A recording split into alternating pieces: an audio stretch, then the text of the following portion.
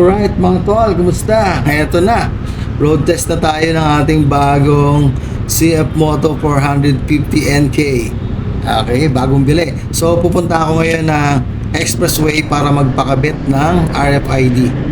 Yeah, ang pupunta natin yung auto sweep, yung sa left side papunta SLEX along C5, and then the other one, yung sa kabila niya yung easy trip naman. So pakabitan natin ito kung makakabitan ba ako or hindi pa payagan kasi since bago yung motor. So kailangan talaga ng file ng MB file nito, kailangan ng plaque or something. Pero sabi sa akin pwede na raw pakabitan from mismong sa shop na pinuntahan ko. Motostrada Sukat, shoutout. Pwede na magpakabit ng RFID. So ito, bye-bye natin tong C5 road along Heritage Park and then Taguig. Then pasok tayo mismong expressway. Yun.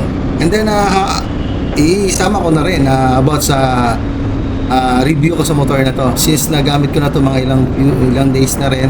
And then napansin ko sa motor na to, grabe yung handling niya. Ang ganda ng handling talaga, smooth yung handling niya talaga. And then about the brakes, yeah, responsive of course. And then yung sa throttle, yung acceleration niya. Talaga namang once na yung dadaanan mo smooth yung kalsada mo, talagang pag hinataw mo to talaga namang bubuluso ka. So para sa akin yung paggamit ng motor na itong 450NK talaga nagustuhan ko kasi yung although nakagamit na ako ng mga ibang big bikes before, mga classic bike like Honda Steed, Iron Horse, and then the B-Max, yung twin engine yon. Pero itong 450NK na naked bike nila talaga naman, hindi ka magsisisi pag binili mo to. Yun na napansin ko lang pag medyo medyo rough road yung daanan or yung kalsada na dadaanan mo, pag mabilis ka medyo matagtag siya siguro sa yun nga, yung daanan talaga medyo lubak or something na medyo hindi maganda yung pagkakasemento, medyo matagtag. Pero kung ito iraratyada mo na medyo yung kalsada ay maganda, smooth, ay hindi ka magsisisi. Ang sarap. Ang sarap talaga ang gamitin. So far sa ilang days ko na to na ginagamit to sa 450NK, talagang wala akong masabi. Ang gaang, ang daling maneuver sa traffic. Nasubukan ko to sa traffic, talaga namang sumasabay. Hindi ako iwan Hindi ko ba yung para bang mailang ka pag sinigit mo to, baka bigla kang bumagsak? Hindi. Pero syempre, iniingatan ko na lang, hindi na rin gaano ko na ipagsingitan. Pag alam ko yung open, sa kanila ako papasok. So ito na, andito na tayo sa mismong SLEX RFID station nila. Dadaanan mo sa bandang dulo yun. So may mga pilang kotse dito. Pag nakamotor ka, diretso na lang ako. Kasi total, motorcycle lang naman sa akin. So sa tingin ko, hindi na ako bibili dyan kasi hindi naman ako kotse. Hindi naman ako nakaharang sa daanan. So yun, tara, pakabit tayo ng RFID for auto sweep. Tingnan natin kung mabilis. Yan, dito ka pupunta. Yan si Kuya, nilapitan agad ako. Kasi ni sir? RFID. Papakabit? Nice one, shoutout sa iyo, Manong Guards. Ang security nila, and then binigyan niya ako ng pwesto, parking daw ako dito, and then yun na.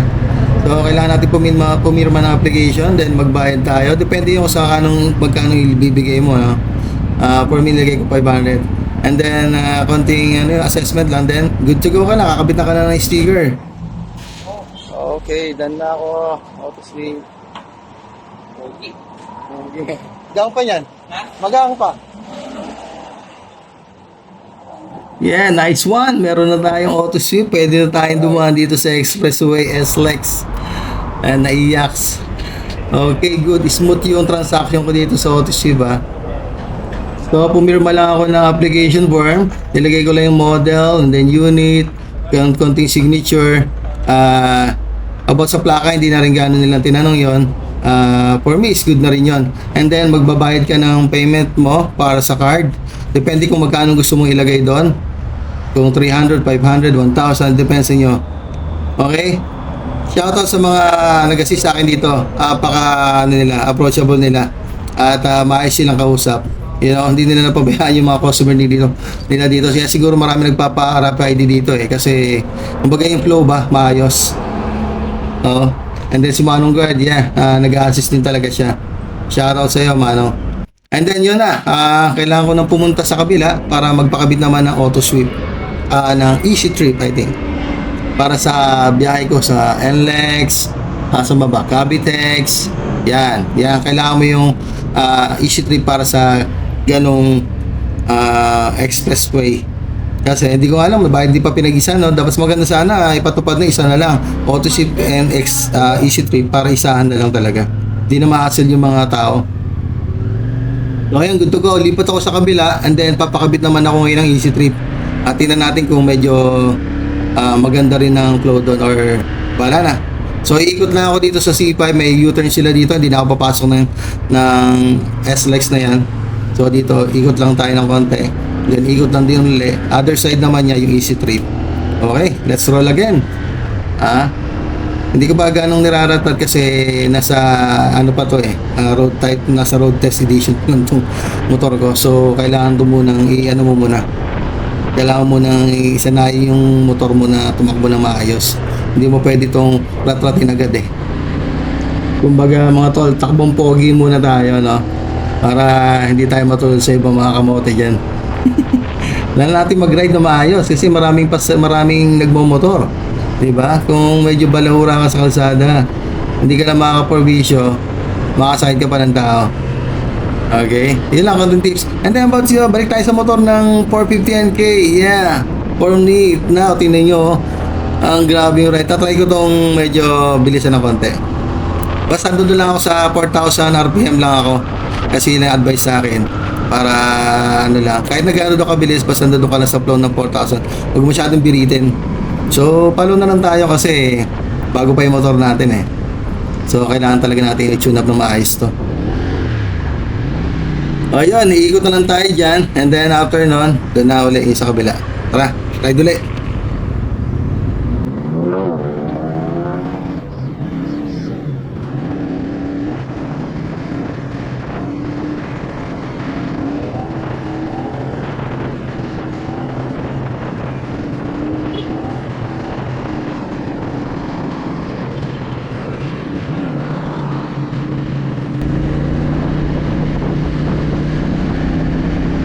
Okay, malapit na tayo. So dito tayo sa right side.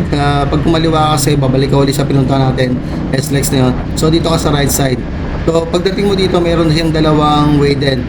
Isang papuntang Parañaque and then isa papuntang Villamor, pa airport nga. So ayun, may nakalagay naman na signage. Yung right side niyan, sa airport yan. And then ito ang kaliwa. Ito diretso to Parañaque, Merville, something. And then makikita nyo na diyan mismo yung kubo ng guard na yan. Yan. Yan na kayo pipila para kumuha kayo ng Easy Trip nyo.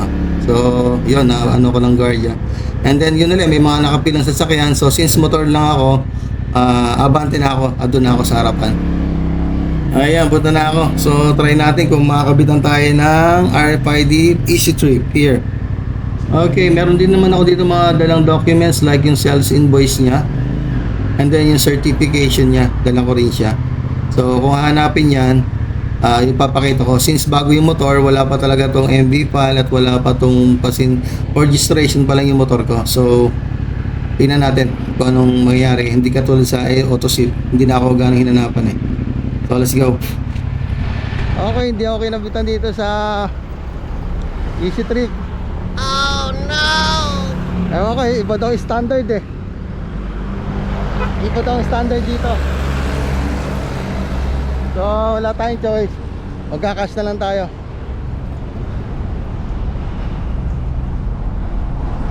Ayun na nga, so sad. Hindi ako pinayagan magpakabit na Easy Trip.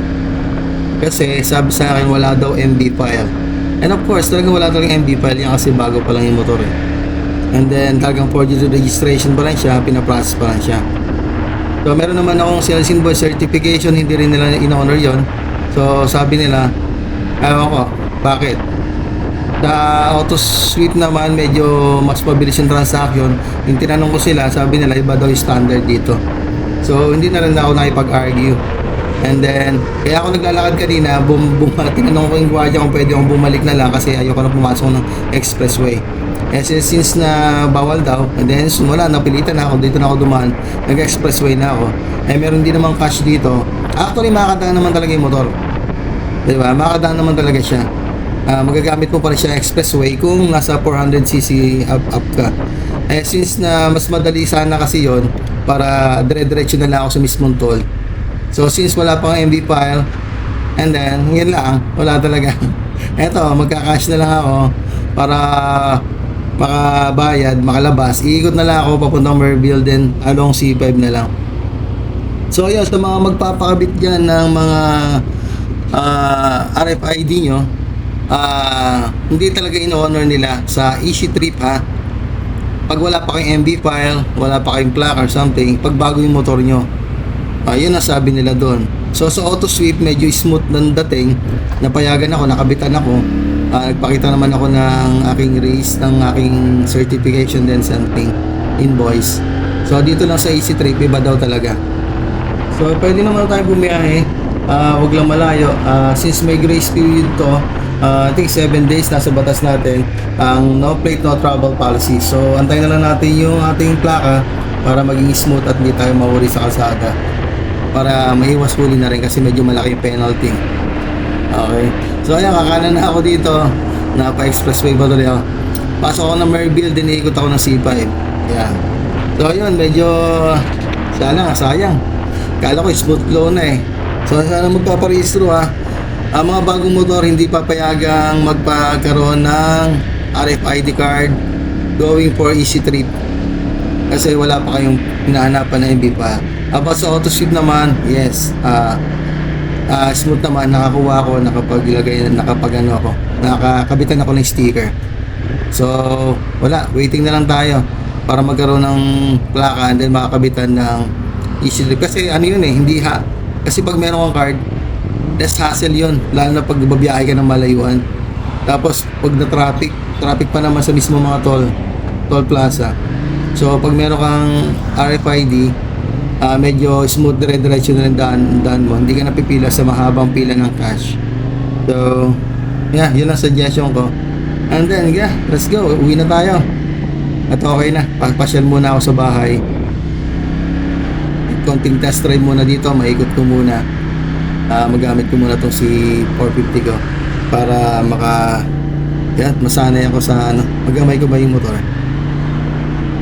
Yeah, that's it for now mga tol. So sa mga hindi pa nakapag-subscribe dyan, please follow my page na lang, please subscribe and then please like. Actually I have also Facebook account, yun yung Gala ni Vince, and then YouTube, yun yung Gala ni Vince, and then also another YouTube vlog namin, Adventure with My Wife. Doon din yung kasama sa mga ina-upload ko mga video. So ayan, about sa mga kalsada, ingatan lang mga tol sa kalsada, okay? Huwag masyadong maging mabangis. Tamang cool lang, tamang takbong pogi lang. Ride safe para hindi tayo makadisgrasya na iba at makauwi tayo na maayos. Yeah? Salamat mga tol, God bless.